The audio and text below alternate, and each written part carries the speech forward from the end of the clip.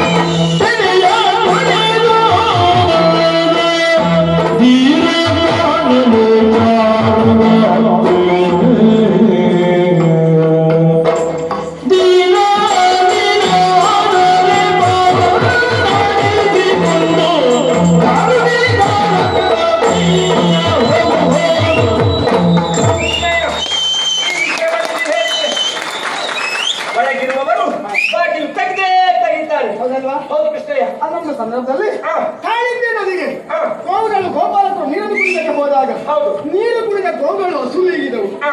ಗೋಪಾಲಕರು ಹಸುನೀಗಿದರು. ಆಗ ಗೋಪಾಲಕರು ಬಬ್ಬೆ ಇಟ್ರು. ಏನು? ಕೊನೆಯ ದಾರಿ ಸಾವು ಒಂದೇ ಅಟಜೊಬ್ಬ ಕೇಳಿದ. ಆಮೇಲೆ ಏನಾಯ್ತು? ಅಲ್ಲಿಗೆ ಕೃಷ್ಣಯ್ಯ ಬಂದ.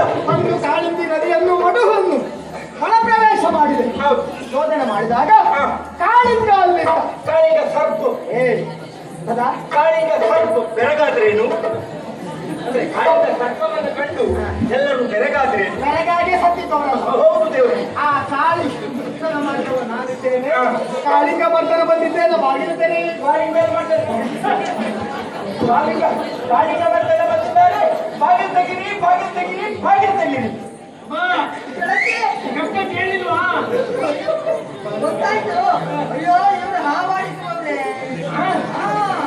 ಎಲ್ಲ ಇದ್ದಾರೆ.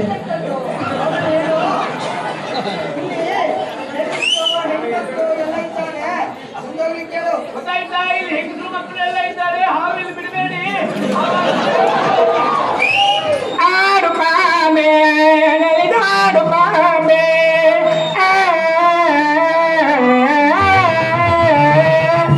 ನಾಗಿಣಿ ಮಾಡಲ್ಲ. ಕಾಳಿಂಗರು ಸಾಕು ನಮ್ಮನ್ನು ಹಾವಾಡಿಕರಂತ ಹೇಳ್ತಾ ಇದ್ದಾರೆ. ಕರಡಿ ಒಟ್ಟಿಗೆ ಹೋರಾಡಿ ತರುಣಿ ತಂದ ತೀರ ನಾನಿದ್ದೇನೆ. ಕರಡಿ ಒಟ್ಟಿಗೆ ಹೋರಾಡಿ ತರುಣಿಯನ್ನು ತಂದವ. ಕರಡಿಯೊಟ್ಟಿಗೆ ಹೋರಾಡಿ ಅವರೇನಿದೆ ಅವ್ರು ಬಂದಿದ್ದಾರೆ. ಬಾಗಿಲು ತೆಗೀರಿ. ಹೇಳ್ತಿ? ಗಂಡಿನಂತೆ ಹೋರಾಟ ಮಾಡೋರಿಗೆ ಇಲ್ಲ ತಂದೆ ಕೆಲಸ. ರೆಡಿಯಾ? ಅದೇ ಕಾಡಿಗೆ ಕೂಲಿಗಳನ್ನೇ ಗುದ್ದಾಟ ಮಾಡಿ ತರುಣಿಯನ್ನು ಗೆದ್ದು ತಂದ ತೀರ ನಾನೇ. ಗುದ್ದಾಟ ಮಾಡಿದ್ದೀರ. ಯಾವ್ದು ಅರ್ಥ ಆಗಲು ಸುಮ್ಮನಿದ್ದಾರೆ. ಯಾಕೆ? ಅವರಿಗೆ ಗೊತ್ತುಂಟು ಸತಾಯಿಸ್ತಾ ಇದ್ದಾರೆ. ಅಲ್ವಾ? ಒಂದು ಕೆಲಸ ಮಾಡುವ. ಈಗ ನಿನ್ನ ಮನೆಯ ಬಾಯಿಯಲ್ಲಿ ನಿಲ್ಲವ ಹಂಗಾದ್ರೆ ಅಲ್ಲ. ನಾನೇ ನಿನ್ನ ಗಂಡ ಕೃಷ್ಣ ಬಂದಿದ್ದಾನೆ. ಬಾಯಿದರೆ ಗೆಳತಿ ಇಷ್ಟು ಬರಬೇಕು ಅಂತಿತ್ತು. ಹೌದಾ? ಬಂದವರೇ ರಮ್ಯರಲ್ಲ. ನನ್ನ ಗಂಡ ಬಂದಿದ್ದಾನಂತೆ. ಬಾಗಲ್ ತೆಗಿ.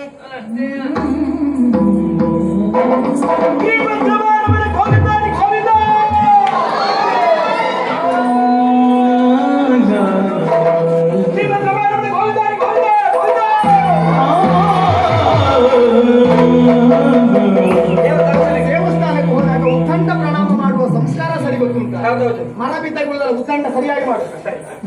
ಶ್ರೀಮದ್ ರಮಾರಮಣ ಗೋವಿಂದಾರಿ ಗೋವಿಂದ ಗೋವಿಂದ. ಅಲ್ಲ ಕಪ್ಪೆ ಬಿದ್ದ ಶ್ರೀಮದ್ ರಮಾರಮಣ ಗೋವಿಂದಾರಿ ಗೋವಿಂದ ಗೋವಿಂದ.